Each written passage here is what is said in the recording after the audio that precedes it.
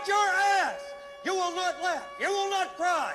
You will learn by the numbers. I will teach you. Now get up.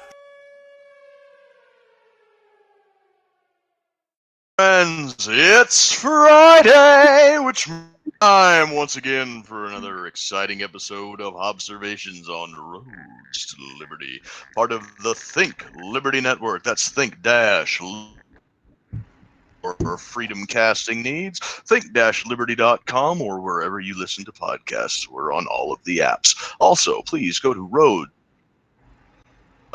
for all of your freedom merch. We got t-shirts and mugs and all sorts of other fun and exciting things with neat little pictures.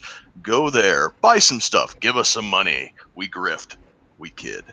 Tonight, we're talking to longtime friend of the show, Justin from Bearded Liberty, and his friend Ryan from Little River Training and Range. Gentlemen, how are we doing this evening? Justin, why don't you lead it up? You're muted. There we go. Okay. Long time no see, brother. How you doing? Good, good. Happy late birthday. Thank you. What's up, Ryan? Hey, man, what's going on, Justin? You doing all right, You're bud? muted too. Doing good. You're Okay, not good to go. muted. You're good. Yeah, it shows I'm muted. So, yeah, deal with my internet, guys. I'm I don't know. AT&T sucks. All right. So you wanted to come on tonight, Justin, and bring Ryan with you because you got making some moves out there where you're at. You got some property. You're going to be getting a range and a training center set up. So why don't you kind of just give us the quick breakdown on what it is that you've got going on and where it is and just sort of the baseline plans that you've got for the future, and then we'll get into the nitty-gritty as we go. Well, so Ryan, he'll get into who he is here in a minute, but he's the owner of a local range down here, and I think he's got a range in Mississippi also where he does some training. But I've been taking his courses, had a line on a piece of property, and I approached him about it and said, hey, man, you got to come check this out. And Ryan decides that, hey, he wants to pull the trigger on this, and we're going to open up a range. People haven't got to see a lot of this here lately because obviously I've been gone off Facebook, but I will want to remind everybody to head over to Bearded Liberty on YouTube. I'm definitely active all the time over there. I try to put something out at least a couple times a week over there. I'm not sure if we just lost Ryan again or not, or if he just pulled him down off the screen. Ben just texted me, said that he cut out. Ah, shit. Well, we'll keep moving. But yeah, so we've got big plans to develop a range and training center here in Tennessee where we live at. We've got a pretty good amount of acreage, about 100,000 square foot of warehouse space, which a lot of that's getting torn down. But yeah, I'll let Ryan introduce himself, and we'll get into that here in just a few. All right, go ahead, Ryan. Hey, guys. Well, hi, guys. Hope you can hear me. Hope you can see me. My, I don't know, man. This computer and this internet's doing some crazy stuff. But my name is Ryan. I'm a 13-year Air Force veteran. Did some stuff overseas with the Special Operations Command in Okinawa. Did some electronic warfare, tactical warfare stuff with some of the teams over there. Nothing too high speed. Went to weaponry schools there. Came back stateside. Did some medical egress missions down to Iraq. Get some wounded soldiers back to the U.S. for medical needs. And then I went, my last 4 years in the military, I went to U.S. Security Forces, Special Response Teams. I went to a lot of my weaponry schools for like nuke recovery and high-value target protection and stuff and so forth. So I got a little bit of background on that. I've been to a few other weaponry schools throughout SIG and a few other academies in the U.S. And about a couple of years ago, I decided I want to do my own training range. Saw a need for it. I saw a lack of quality training around here. So I approached a few of my guys in law enforcement, special operations law enforcement, special operations military, a few other companies and guys, kind of came together and started our own thing about 3 years ago and started teaching classes, and things have been going really well for us. We got a good following, good students have been following us. We got a lot of good curriculum we've put out, and so we decided, hey, let's go ahead and go bigger, and that's what we decided to do. Like I said, Justin gave us a line on some property. working with him and a few other people to go ahead and get it secured. And when it happens, I mean, we're going to open up full bore and just have fun doing what we do. Awesome. So yeah, Justin, you sent me a couple of videos over the last couple of weeks of you walking the property and showing everything off. And obviously we're not going to go through those videos here because they're like, 15, 18 minutes long or whatever. But you guys do have a significant little chunk of land out there, and there are some buildings already on the property. I was kind of curious as to what this property was prior to your acquisition of it, and what these buildings were for, just to satiate my curiosity. Yeah, so I'll go into what it was before, and then I'll let Ryan take off on what we plan on doing. It was a precious metals processing facility. From my understanding, they were intaking catalytic converters and processing the platinum out of those. It was a platinum processing plant. That's what comes to mind to me when I hear platinum processing is catalytic converters. So that's what I assume. We went through some EPA testing because they were concerned that there could have been some spills, but the more research we did in that type of processing, mainly it's just acids that are used. And we pretty much just said, the amount of lead we're going to be putting in the soil there, acids are going to be the least of our worry. Okay, cool. Yeah. So, in the videos that you sent me, you said that a lot of the buildings that are out there are going to be torn down, and going through the videos, it looked like, that would probably be the smarter thing to do about it, because some of them look like they were in a pretty sorry state of repair, but a couple of them didn't look too bad, and you had a few ideas that you sent to me. Ryan, why don't you go over the plans? Yeah, see, here's some pictures up on screen right now. Ryan, why don't you go through some plans that you have for some of this indoor space, and then maybe talk about the broader picture for the outdoor space. Absolutely. So what you're looking at here is our 15,000 square foot warehouse. This is one of the buildings that we're going to keep. It's actually in a very good condition, minor repairs, because that's been vacant for a while. You can see in the little back there, and one of the panels have come off. But one thing we're a professional training organization through a company called Ultimate Training Munitions. It's what we use in the DOD, DOJ, and some other alphabet agencies. And what it is, it allows us to use sim rounds through the students' own AR-15 or Glock or SIG or whatever. We have multiple conversion kits. But one thing that's missing is shoot houses. And what we're looking at doing here is adding 3 different shoot houses for sim rounds in that area. And what we'll be able to do is be able to have multiple layouts, that way you're not training an exact same layout every single time. My background being a weapons tactician as well as a engineer as well, we have basically automated this system as well, to where we can use it through a computer, iPad, whatever. That way your team can watch you on the outside through a CCTV platform, watching you go through, the way you critique what you've done, make fun of your teammates when they do something stupid. But it's just basically give more feedback to the not only the instructor but also the student as well. So we want to be able to add 3 shoot houses there, and that will be, like I said, we're not talking small. We're talking about 1,500 square foot shoot houses each, to be able to incorporate, apartment complexes, houses, convenience stores, whatever we could possibly do on that as well. We'll have smoke machines, strobe lights for audio visual overload, and so multiple different things. Also on the other side, we'll have we're looking maybe in the near future, maybe phase 3 project, depending upon what the need of it's going to be, is possibly adding an indoor range there as well for full firing.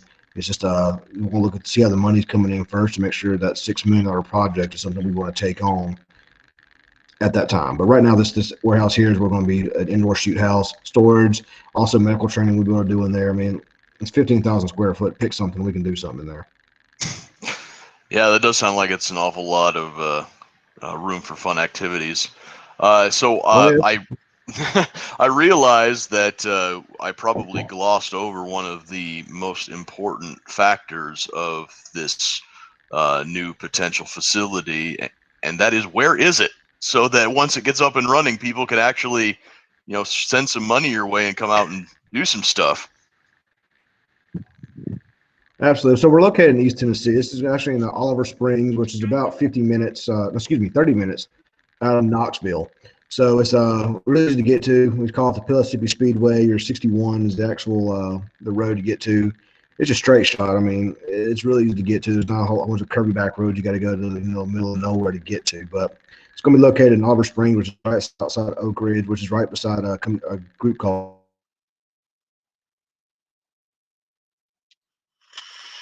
Oh crap! I think we lost him. But yeah, Take it from there, Justin. Where are you guys at? Oliver Springs, Wartburg, Tennessee. Like you said, right outside of Oak Ridge, where the Manhattan Project was initiated back in the what was that, the 40s. So cool little town, anyways. Definitely way back in the hills. That's why they put Oak Ridge there, because they said they could never could pinpoint an airstrike there because there were so many hills and valleys. So it's well protected. It's about 1.5 miles as the crow flies from Brushy Mountain State Penitentiary, where James Earl Ray was held. Awesome. So we got a couple questions over here from Dewey Shelburne. He says, "How will you charge for use?" Dewey, you might want to clarify. You mean how much will you charge for use, or how is it going to be done? And he also wants to know if you guys have any investors in the project. So it will be both a membership we have for there as well, and also will be open to the public as well. So it'll be depending on how you want to come into it. There are perks from memberships. One of the biggest perks is coming from the SF background. I got a few buddies who are SEAL team members, combat controller technicians, pararescuemen, and part of our memberships is when you become a member of our company, is you get one free course a year from these guys, and that'll. And there he goes again. Well, so like he was saying, one free course a year once you join the membership. And people are probably asking, how in the heck can it be open to the public and you have to have a membership? If you go over to Bearded Liberty and watch the little introduction video I did to the property, there's about a 3/4 mile long driveway going into the property. And there's some areas before you get up to the main facility that are well suited for public range. And we plan on gating the place, between daylight and dark, or from dark to daylight, gating it at night. But right before the public range that there will be a walking trail to get to, we'll have an RFID chip gate where members will have a chip that they can scan in. It'll notify us who's scanning in, what time they scanned in, what time they scanned out. Just so we can keep track of that. And there'll be different levels of memberships too. As Ryan was saying,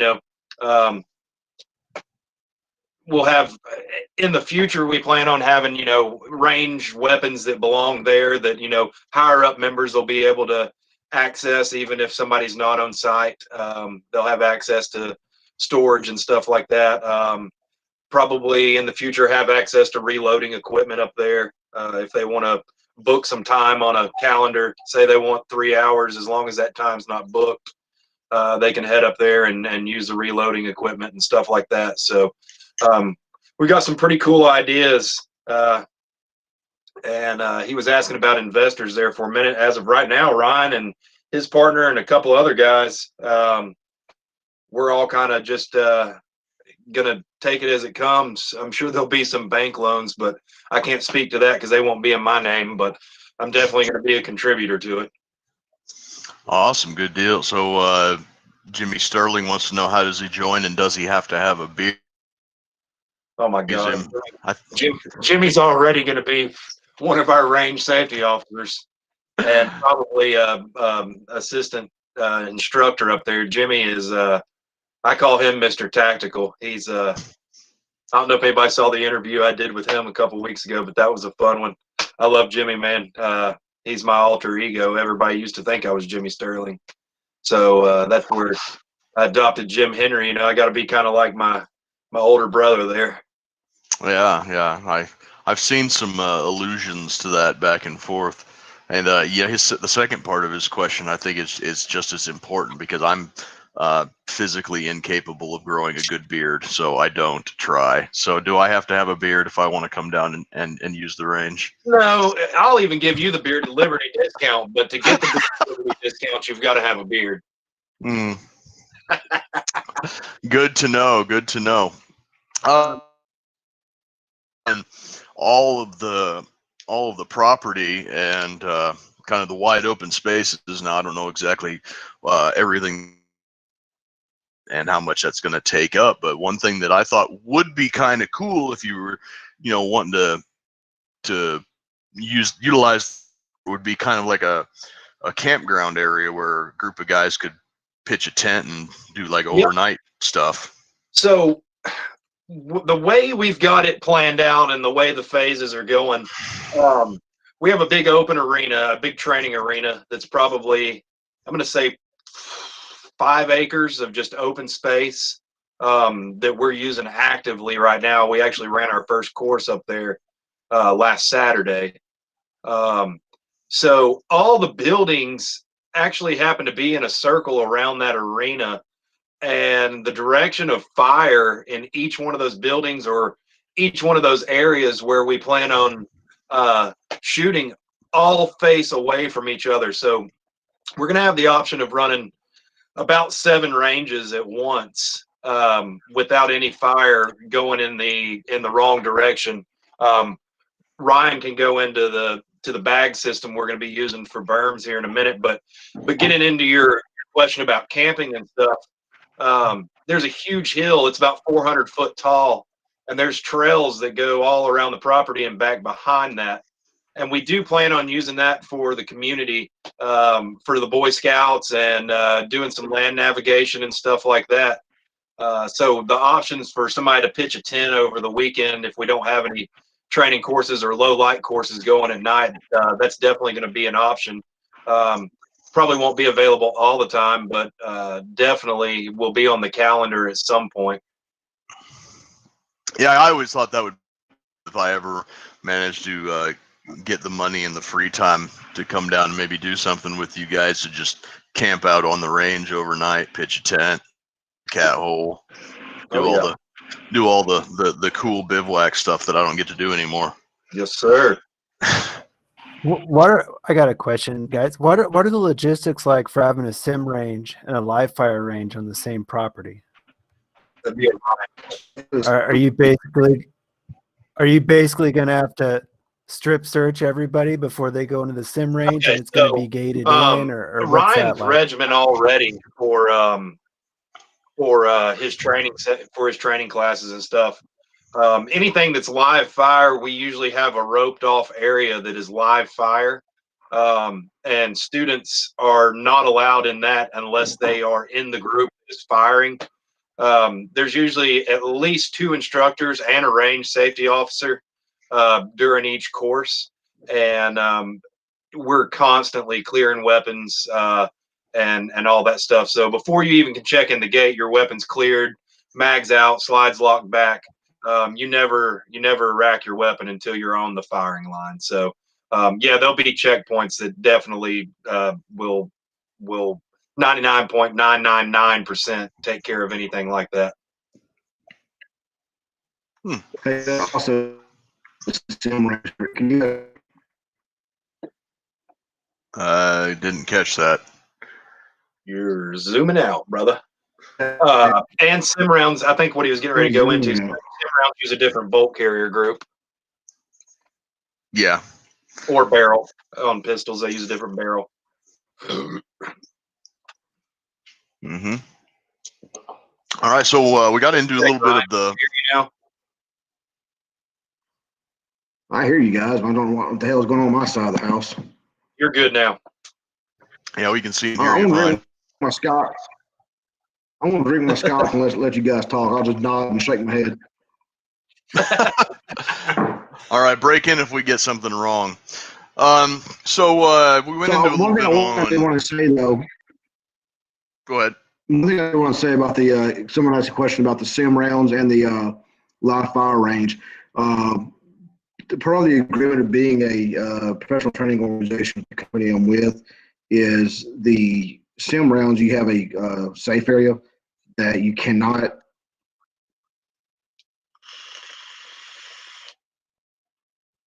Our I think sim we've guns, lost him.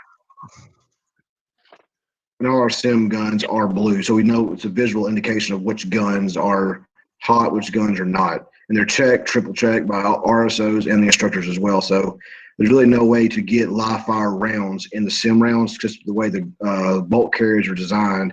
It will not fire a live round. Period.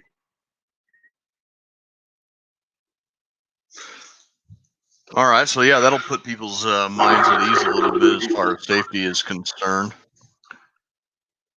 That is always a concern when you're talking about force on force training and use of simunitions, and I guess old school Army used to use blanks and that bullshit Miles 2000 set that I don't even know if they're still using that thing anymore. But yeah, you always run. You always run the risk of getting live rounds mixed up, and that security level is put people's minds at ease. So yeah, so like I said, it is physically impossible for these sim rounds to shoot a live fire round, just how they're designed. So the pistols keep a live fire range battery, so if you were to somehow load a live round pistol, designed to keep it in a battery so it cannot fire. Period. There's no possible way for a sim gun or just converted to fire a live round. Period.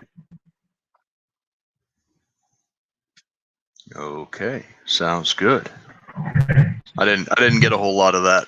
Unfortunately, you're breaking up pretty bad. He's reiterating that the barrels that you put into the conversion for your pistol to fire the sim rounds, even if you could chamber a live round into that chamber, because they've got the same diameter, it's got a fail safe that does not allow the pistol to go into battery.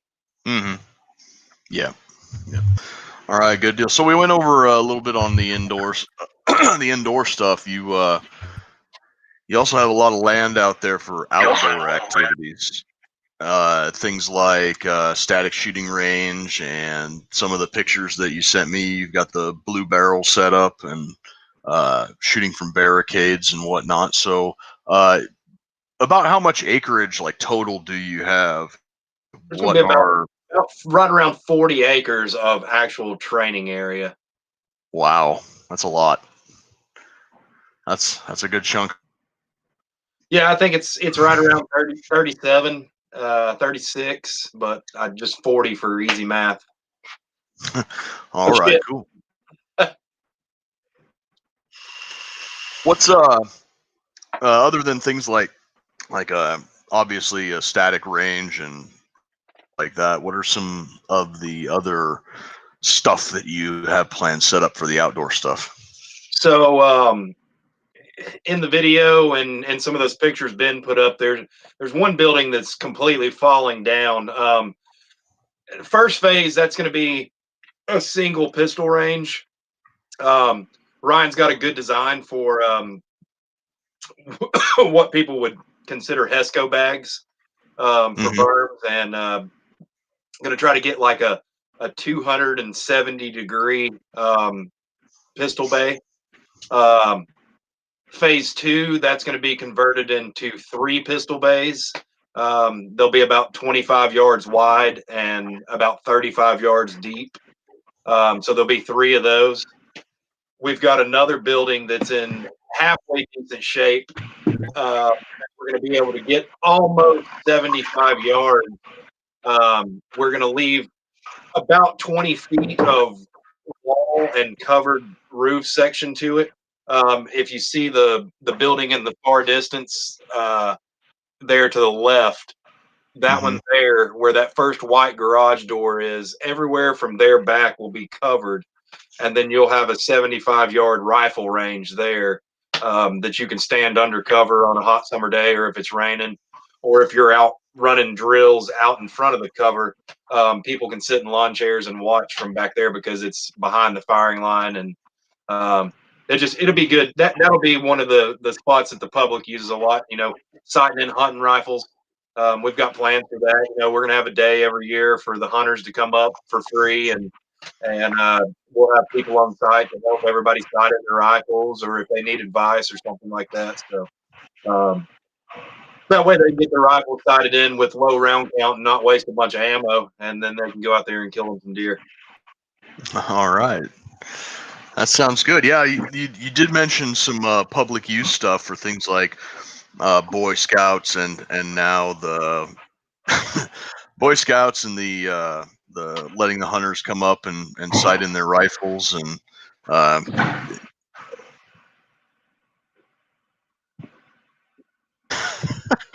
yeah. Rick is over there asking for feet pics.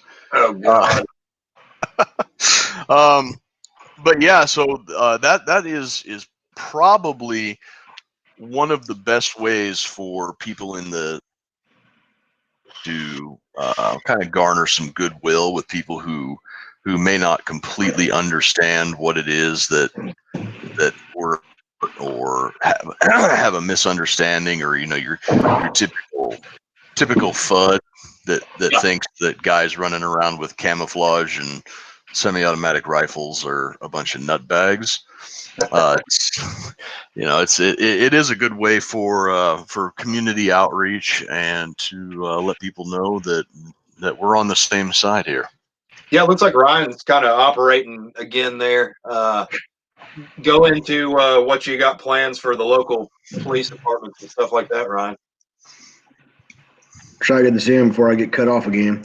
Most of our courses now are being submitted to TALIA to get post certified. So when officers come in and take our courses, they will receive continuing education hours for their law enforcement and everything.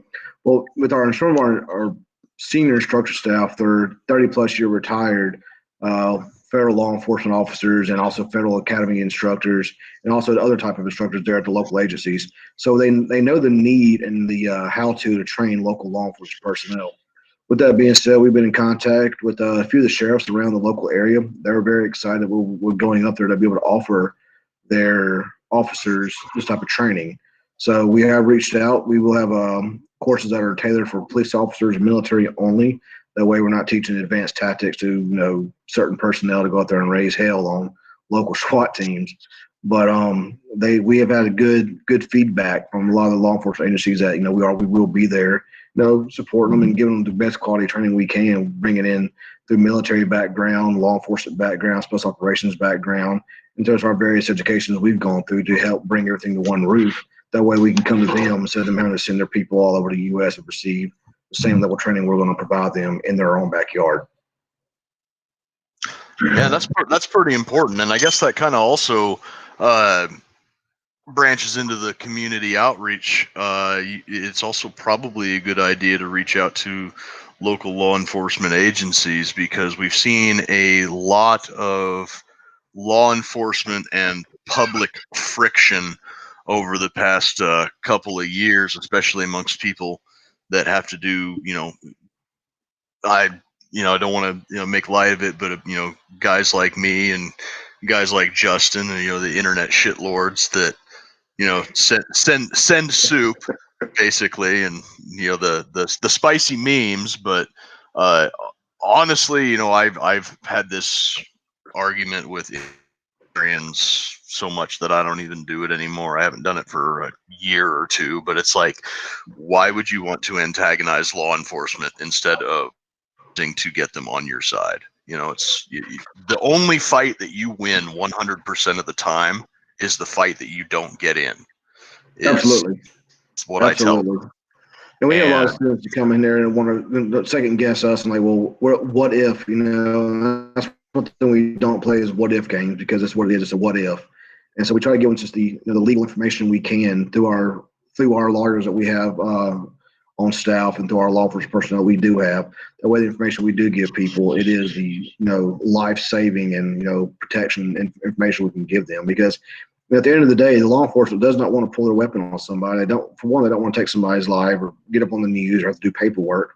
They want to stop it, see what's going on. If everything we resolve peacefully, that's what they want to do. And that's one thing we're trying to work with them as well, is be professional, but be assertive, but be professional. Right. Yeah. that's the thing that a lot of people that are in the other side of the audience that I have and Roads to Liberty have is the political side, the libertarians, the anarchists, the people like that. Is that there are some people out there that you say that there are good cops, there are cops that join for the right reasons, cops and soldiers and military, all that. There are people that join for the right reason. There are people that love this country and they love their neighbors and they love everything that it stands for. And there's only so much that one person can do. And these types of people, they have a very black and white of the world, and it's like, oh well, you join that and you don't. If you don't get out right away, there is no such thing as a good cop or whatever. And it's like the world has nuance, guy. It does. And that's one thing that people ask us all the time is, I've been deployed all over the world in all types of different missions and different mission aspects of things. And, I'm not here to belittle anybody. It's just the information we give people is our personal take on things. And, we're not going to tell everybody, hey, you're stupid for thinking that or what this, that, or the other. But I mean, it is what it is. If the ATF wants to come train, tell them the range is closed.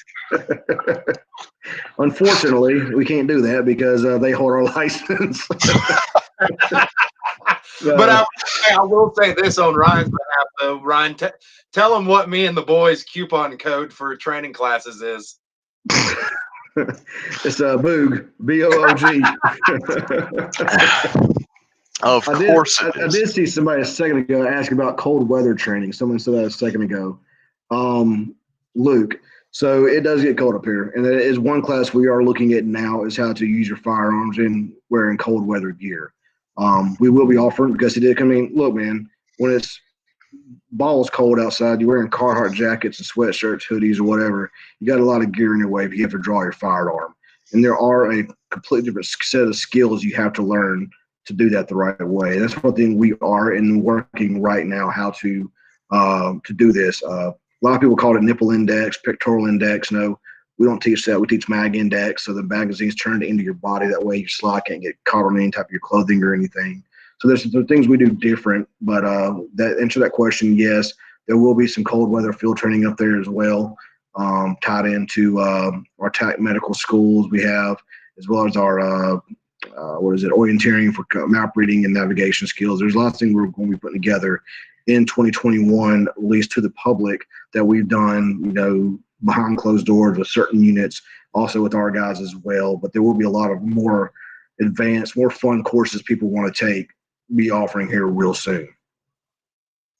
That's good to hear. That is a huge thing that a lot of people that are that exercise concealed carry, they don't take into consideration the weather changes. Now, where I'm at here in Nebraska, it goes from sweltering hot in the summer to freezing sub-zero temperatures with 100-mile-an-hour wind in the winter. So your clothing is going to change drastically throughout the year, and a lot of people will only get out there and train with their concealed carry during the months when the weather is nice. And so at most you've got a light jacket or a hoodie covering up, which is that was back when I had the time to train more regularly. That was the cover garment that I was most focused on training around, was a hoodie over a full size on a belt holster. And without repetition, even something as simple as that is somewhat difficult to overcome. So when you start throwing in things like a parka, like a big puffy jacket, or like a hip length parka, or large wool sweatshirts or anything like that, your need goes up, but because the weather is so shitty, your desire to train goes way down.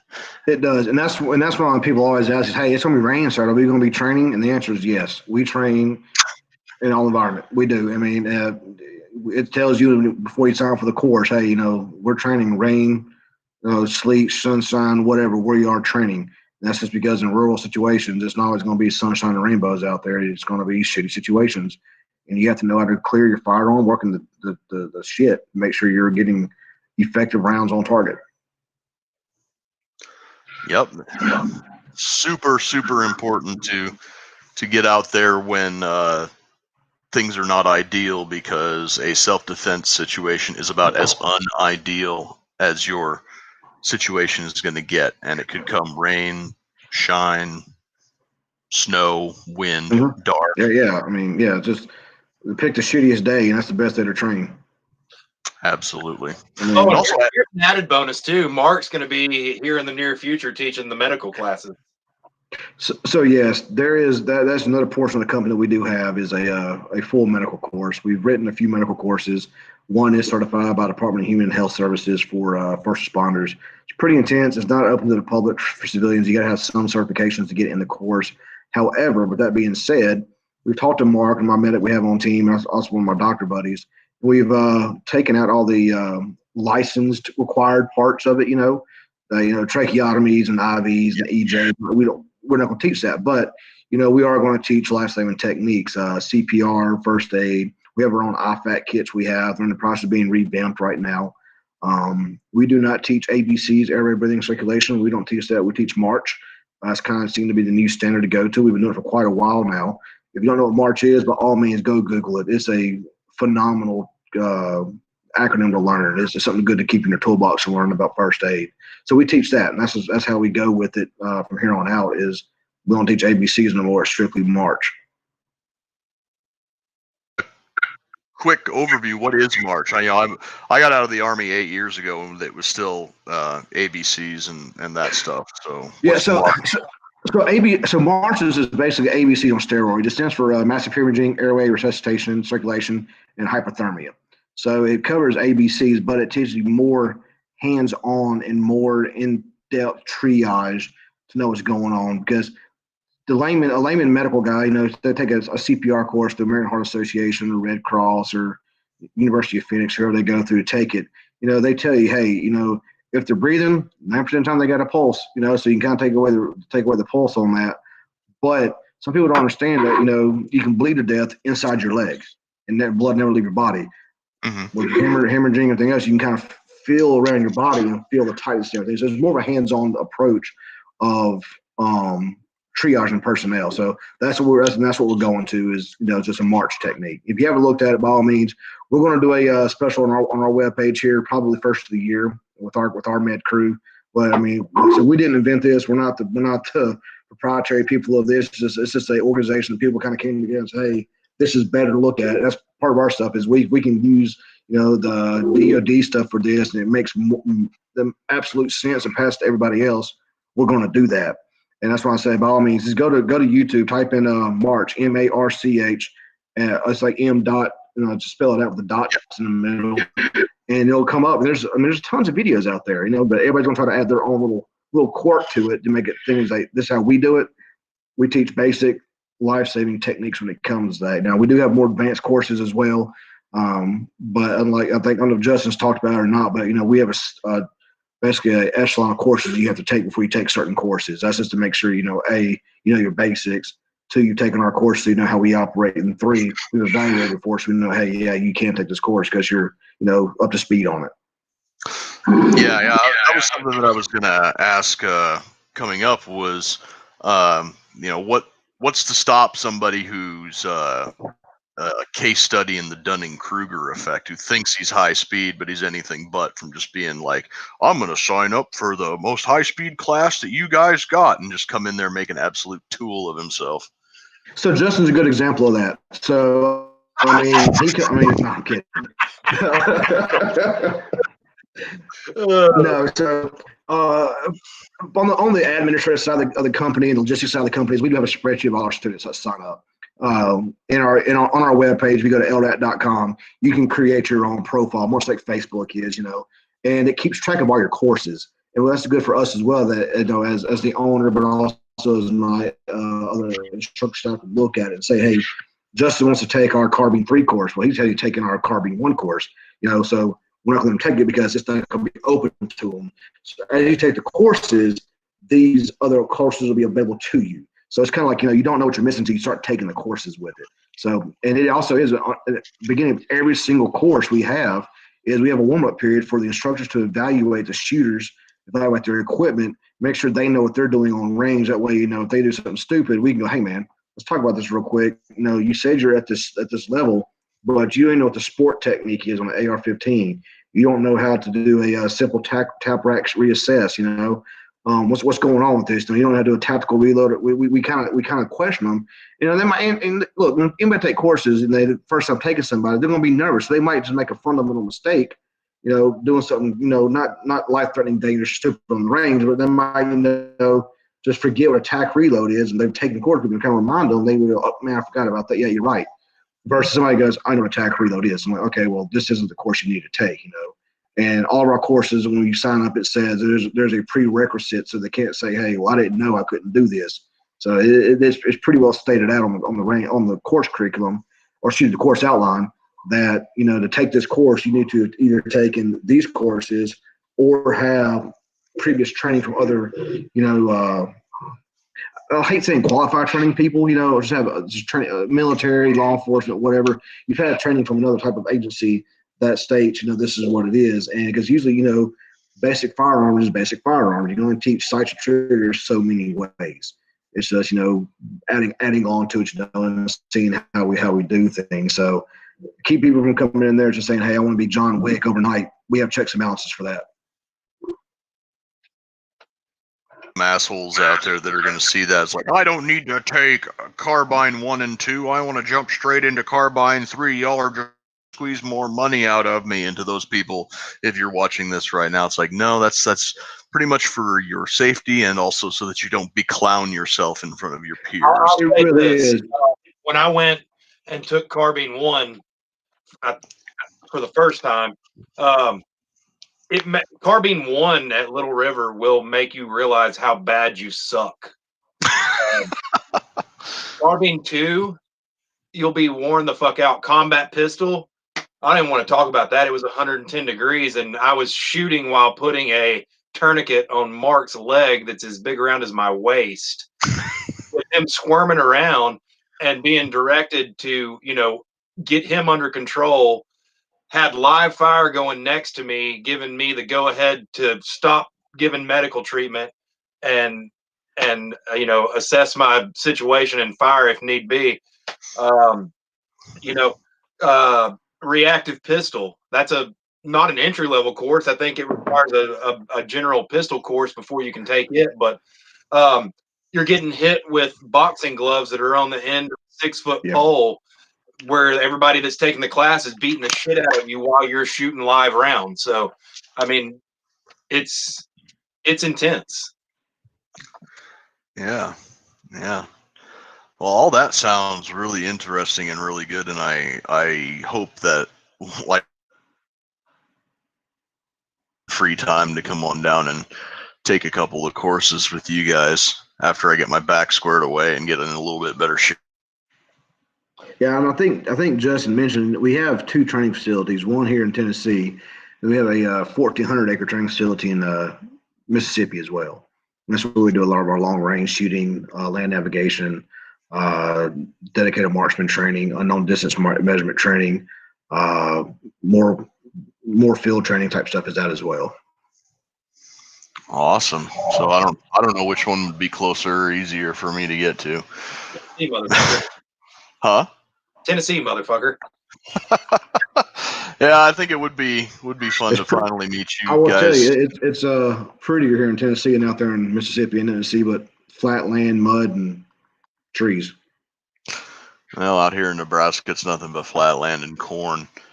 I was down there stationed in Offutt, so yeah. Oh wow, yeah, that's not too far from the other host of the show, Nathan. He's right there in Papillion. Offutt's where SAC is at. I used to go to that museum about every year. I think you need to read Scuba Guy's comment. That's my buddy Gary. He lives down in Georgia. Well, I'm reading something right here. He says the only thing is I'm paraplegic. I don't know if he is or not. If he is, I don't know how you're typing. But one thing we are doing is working with the American Disability Act to create a course for people who are wheelchair bound or whatever to be able to learn how to draw from concealment. I mean, they're in a wheelchair. I mean, they're not incapable of doing it. And I have a very good friend of mine named Steven down in Mississippi, who's been in a wheelchair his entire life, and he kind of brought it up to me. And we're trying to figure out, how to incorporate that because, I mean, I'm not in a wheelchair, so I really haven't really thought about that much. We have gained a couple wheelchairs through the VFW, and also the Masonic Lodge here gave us one. So we're going to work to try to figure out how to put ourselves in their shoes and figure out how to, draw while in a wheelchair or while on a scooter or whatever. I mean, we teach how to draw in a vehicle through our combat pistol course, like Justin was talking about. But we do want to figure out how to do it while we're in. And sorry, guy. I thought you were one of these idiots that I know being stupid with that comment. That's why I was laughing. No, that's my buddy Gary. I used to hang out with him when I was living down in Georgia. Yeah, he's in a wheelchair, and I used to bullshit with him all the time. His concealed carry gun really was like a Glock 19, and I'm like, Gary, you're a big guy and you're in a wheelchair. You could hide a fucking MP5 behind your back and nobody would know. Why are you bringing the least gun to the gunfight? Oh, that's great. Yeah, so Ryan, he keeps cutting out, but man, Ryan's a good dude, and some of his instructors are just badass.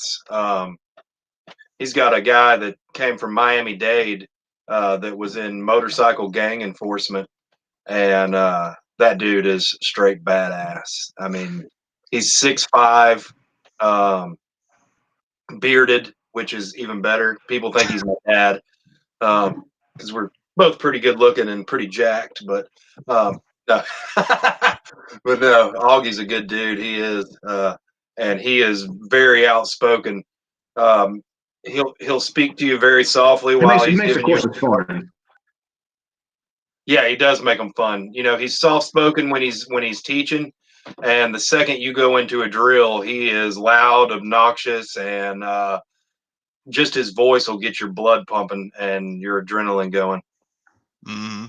Yeah, we're getting chastised over here by Mama Boog. Her and Rick and Gary are having their own little sidebar conversations, and now she's like, they're just not acknowledging us. So I've been trying to read them. So I see you. Yeah, Ryan, welcome to the autistic side of me. These guys over here are family in the comments. Yep, all good people.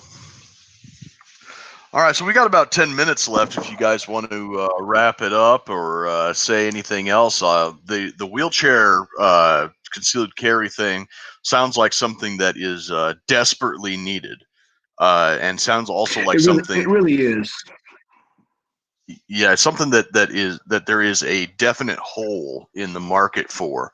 And when you talk about concealed carry is to protect yourself and to protect the vulnerable, and people that are disabled are more vulnerable than the average person.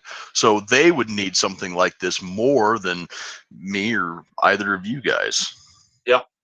And it sounds like that market's not being met. So good on you. And he cut out again. All right. Well, I just want to remind everybody to still go over to YouTube and type in Bearded Liberty and subscribe to my page, because going from 80,000 followers to 56 subscribers on YouTube is pretty fucking disheartening.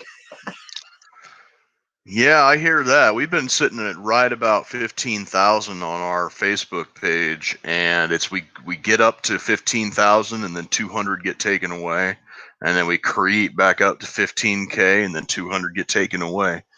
So although I will say that over the past, actually ever since like 2 days after the election, our reach seems to have been throttled back up. So now I guess they figure that we're not a threat anymore. Did you see who just popped in? Is that Mark? That's Mark. Hey, Mark. Yeah, my boy. Long time no see, homie. Oh, Ryan's back. I'm tired of this damn computer, man. I swear, if I could find AT&T, I'd stay with the wireless mouse right now. What's your website, Ryan, so everybody can make sure to go up there so they can get logged in? Yeah, Our Ben webpage can is put it up on the little crawler. yeah, our webpage is www.lrrat.com, which is Little River Range and Training. Google us; we're in there as well. Facebook is Little River Range and Training. Please go and like us, man. Follow us. If you have any questions, any type of classes you guys like to see us try to put together, we would do it. I mean, we're here to put our expertise and our knowledge to you guys. So I mean, we could think of everything in the world, but I mean, there's something like my buddy who asked about the wheelchair. Never crossed my mind. It never did, but it came to me and was that's a damn good idea, bud. So that's what we're looking at doing, and that's what we're working on right now. So please go on there, like our page. We're on Instagram. We got a Parler account. Still trying to figure that bad boy out. If you guys can, let me know if you got a how-to guide on that.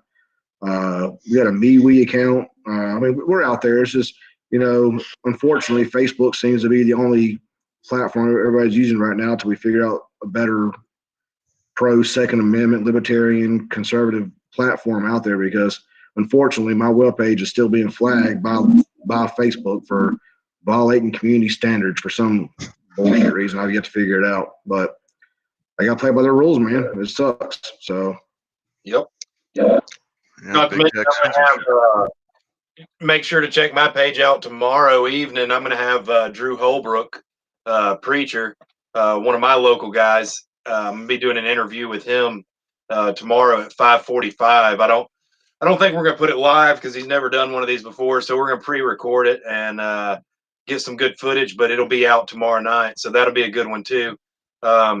He's recently gone through some tragedy that had to do with gun violence, and but he's right back into it. He was at the course Saturday.